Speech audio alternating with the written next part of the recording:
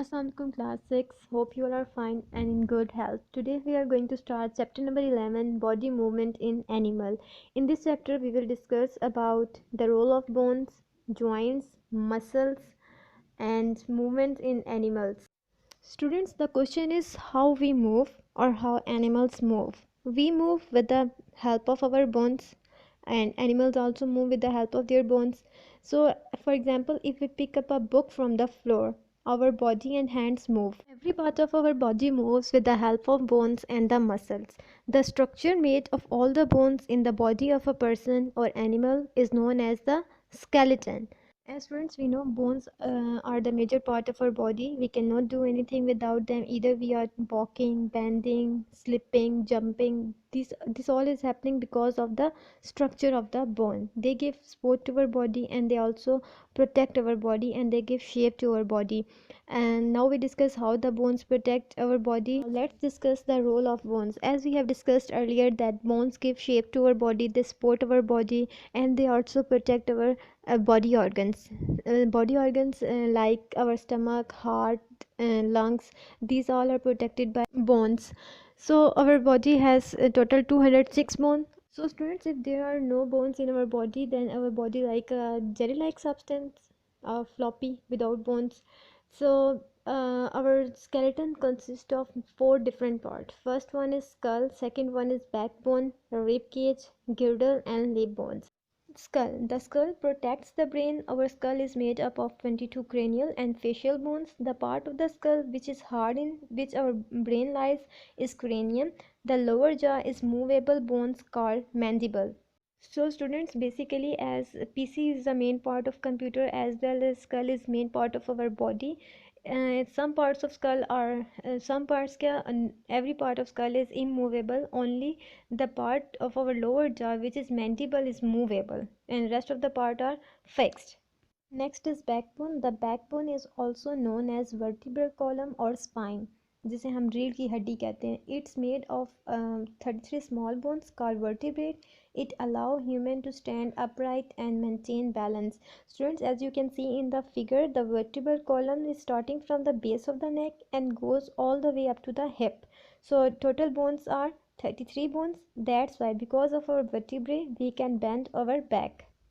Rib cage. A rib cage is formed of flat, long bones, bones in the front called sternum, and pair of long bones called ribs that attach the backbone to the sternum.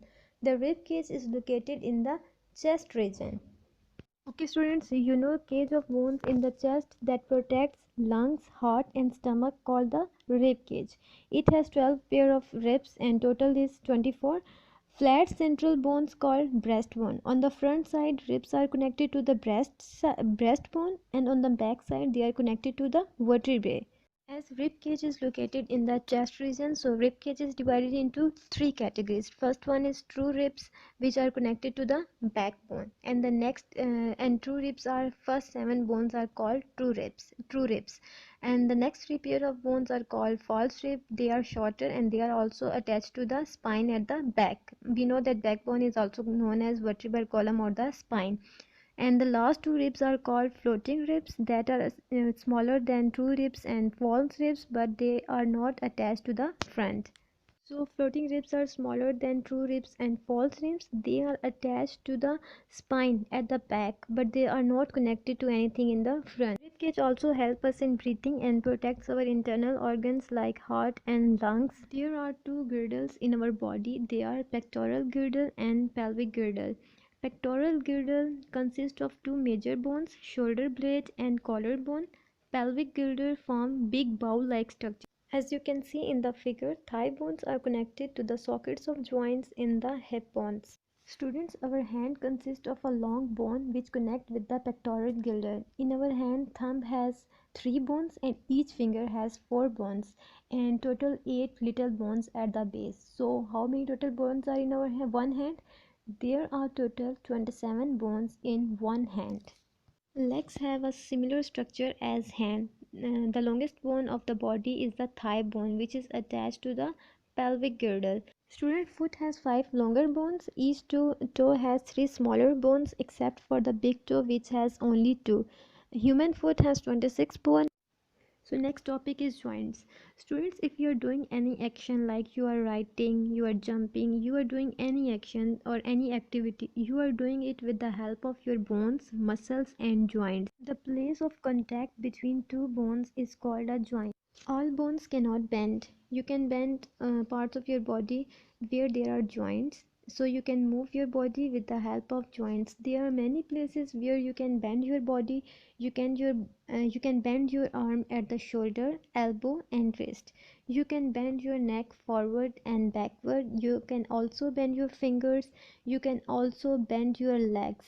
So different joint allow different movement in different ways. Let's discuss the types of joints. First one is ball and socket joint. The ball and socket joint are present in the shoulder and the hip. They move in all directions. Our shoulder moves up and down, side to side, or all around in the circle. So this joint is called ball and socket joint. The socket is holder for the ball. As we know that this movement is multidirectional. Similarly, similar kind of movements are seen at the point where the arm joins the shoulder and legs join the hip. So these joints are called the ball and socket joints. Next is pivot joint. Neck has different kind of joint as it can rotate side to side, up and down to the chin.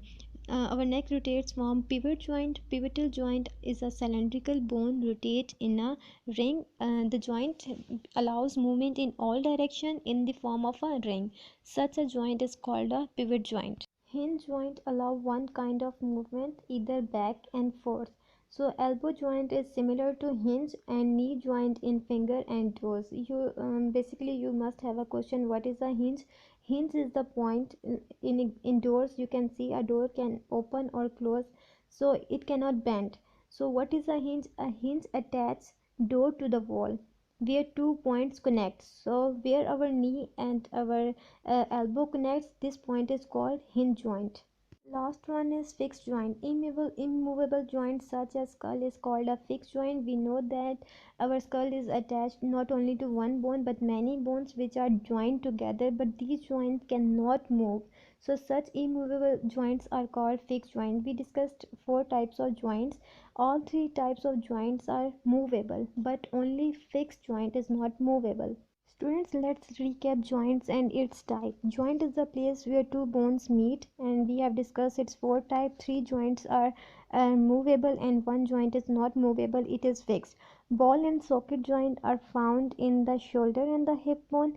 Pivot joint is found in the neck. Hinge joint is found in the elbow and knee, and fixed joint is found in the skull and it is not movable.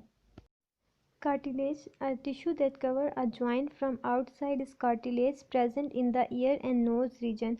Okay, student, there is a soft bone in our nose and ear. This is called cartilage, and as you can see in the figure, there is a white substance between the joint of the body. So cartilage is found in the joints of the body. This help in the movement. Muscles are attached to the bones around the joints. The movement of bone is because of muscle contraction and relaxation.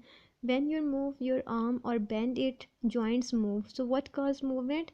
Contraction and relaxation of muscles cause movement.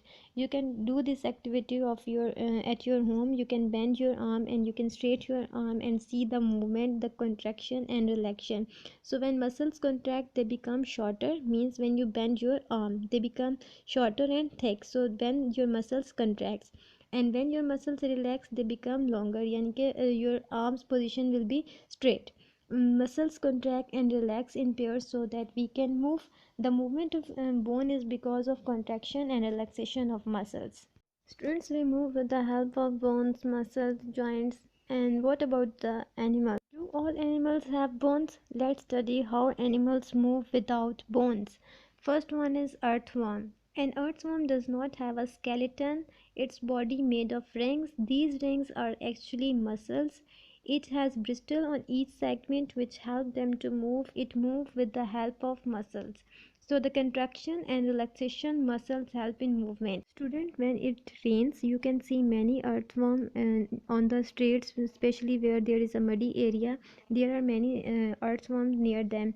An earthworm does not have a skeleton, means it does not have bones. As you can see in the figure, it has a cylindrical body which is made up of rings. So these rings are called segments. It also has bristles inside lower side of its body which help it to move, and as it do not have bones, so it move with the help of muscles. As you can see how it moves, it contracts and relax.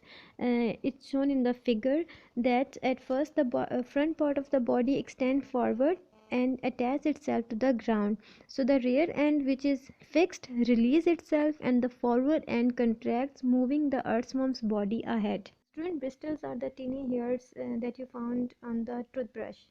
So don't confuse what are bristles. A snail has shell over its body. They do not have bones. It has foot that produce slimy mucus to make a slippery track to help it move smoothly. Okay, we are discussing that the animals we do not have bones. So how they move? They move with the help of their muscles, and snail move with the help of its foot that produce a slimy liquid type substance which called mucus, and that mucus make a track for it that so that it can move smoothly on the rough surface. Students, you can see in the figure a snail is producing a slimy mucus which help in its movement. Last one is cockroach. A cockroach can walk, jump as well as fly. So how cockroach walk? It walk with the help of its legs. It has three pair of jointed leg which supported by muscles helping it movement, and it fly with the help of wings. It has two pair of wings which help in flying. Students, earthworm, snail and cockroach do not have bones, so they move with the help of their muscles. Now let's see the animal which have bones. Students, how animals move with bones. First one is birds. Birds can fly as well as walk on the ground. They have pair of legs or hind limbs. These are used for walking or wading in water. For flying, they use wings. Their bodies are streamlined. Hollow bones are attached to flight muscles which help in flapping of wings while flying. As you can see the skeleton of bird in the figure, birds have 28 flexible vertebrae in the whole backbones. As birds show two type of locomotion, they can walk on the ground and they can fly in the air. They have pair of legs or hind limbs which they use for walking or wading in the water, and they have flight muscle which help in flapping of wings while they are flying. Fish. A fish has an inner skeleton. Fish lives in water and move on it. Fish have boat-like body. This helps fish to swim easily in water. The skeleton of fish is covered with strong muscle. The movement is due to fins present on its body. As you can see the skeleton of the fish, it has two sets of fins. The pectoral fins are present near the head and pelvic fins are down the body. So dorsal and anal fins, these fins are help for movement and balance the body of the fish. As fish lives in water and moves on it, so skeleton of fish is covered with strong muscles. So fish move and in the water with the help of its fins. Next one is snake. Snake, it slither on the ground in a wave-like manner. A snake has a long backbone connected with ribs. The muscle contracts form looping. The forward push of the loop against the surface help it to move forward. Snake has a backbone like we have. Each bone is attached with thin muscles, so they are interconnected with the ribs and the skin. So snake move and form the loops which help the snake to move forward. So students, that was the end of this chapter. Thank you for watching and listening.